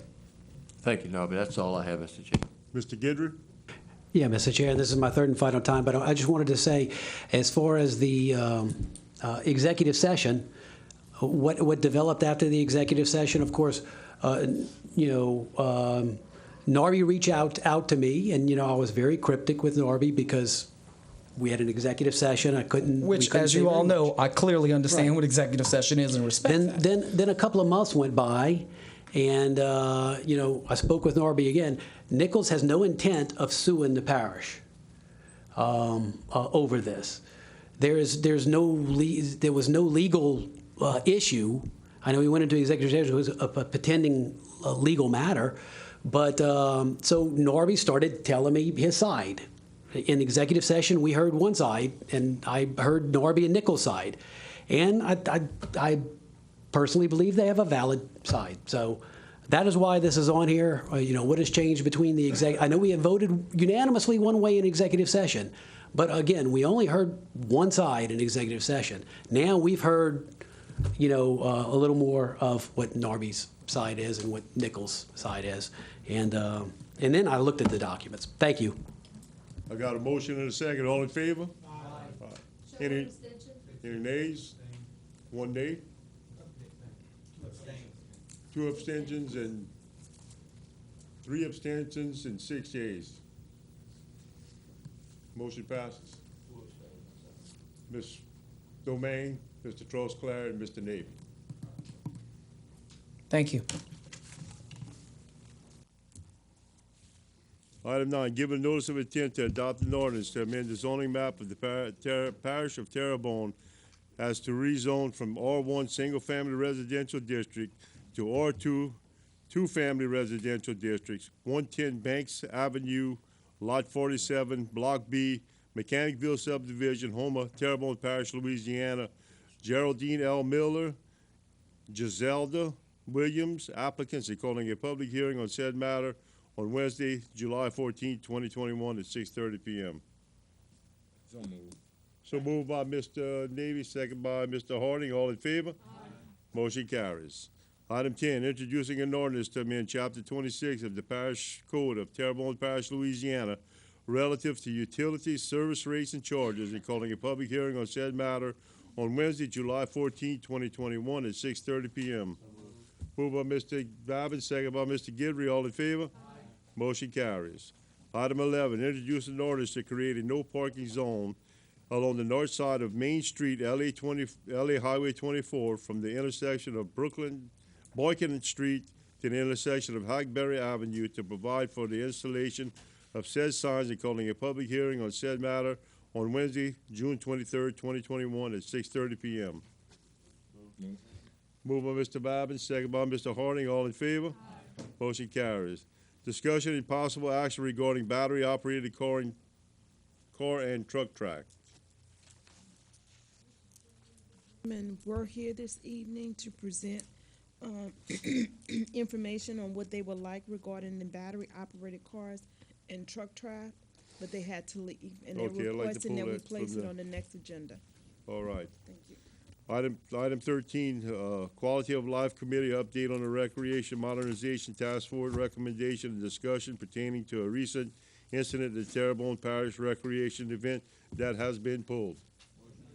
Motion adjourned, Mr. Troscraft, second by Mr. Babin. All in favor? Motion carries.